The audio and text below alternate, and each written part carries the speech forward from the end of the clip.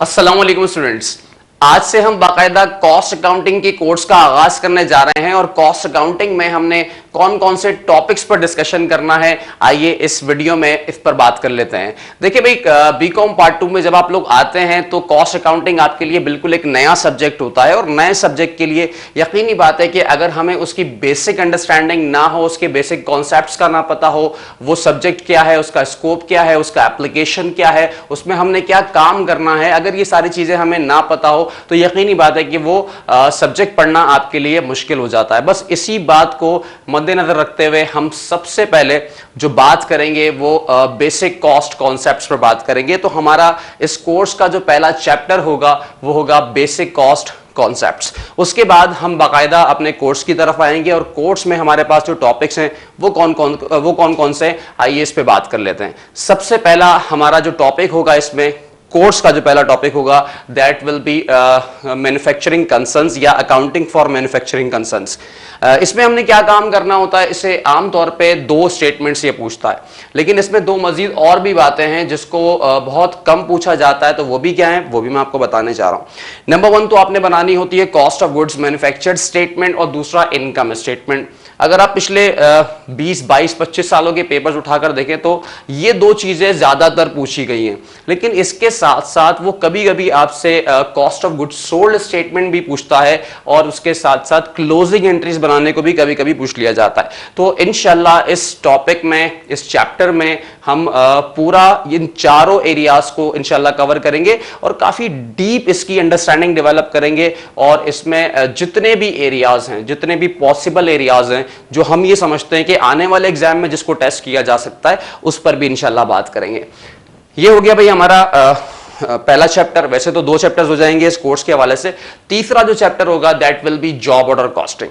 Job order costing वैसे तो हर साल नहीं पूछा जाता, लेकिन स्टिल ये इंपॉर्टेंट चैप्टर है। इससे जुड़ा एक और चैप्टर है that is factory ledger and general ledger. तो ये काफी कनेक्टेड है दोनों आपस में, ये दोनों चैप्टर्स। एंट्रीज ज्यादातर बनाने को कहता है, लेकिन अक्सर बच्चे समझते हैं शायद जॉब ऑर्डर में हमें सिर्फ एंट्रीज ही बनाना होती है, जबकि सिर्फ एंट्रीज की बात नहीं है, इसमें और भी कॉन्सेप्ट्स हैं जिसको समझना बहुत जरूरी है। जैसे एप्लीकेशन ओवरहेड एप्लीकेशन रेट क्या होता है, अप्लाइड एफओएच क्या होता है, एक्चुअल एफओएच और इसका जो डिफरेंस है ओवर अप्लाइड, अंडर अप्लाइड, मुख्तलिफ बातें इंशाल्लाह उस पर बात करेंगे।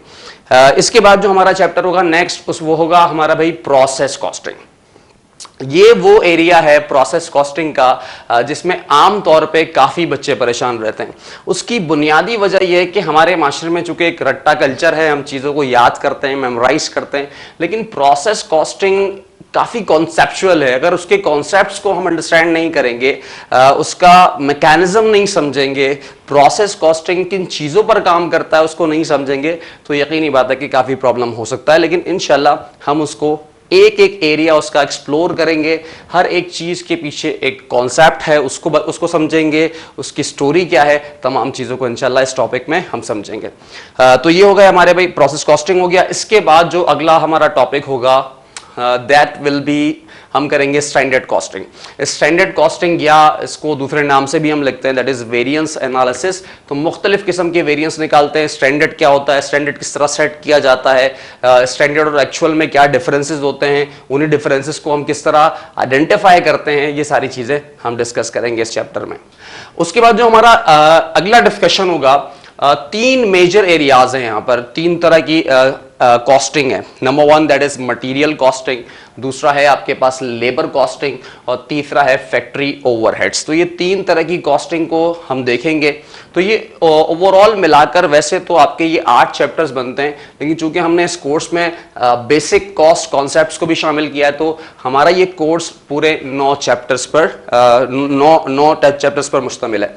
तो इंशाल्लाह एक एक करके बारी बारी तमाम टॉपिक्स को अंडरस्टैंड करेंगे। सबसे पहले बात करने जा रहे हैं हम बेसिक कॉस्ट कॉन्सेप्ट्स पर।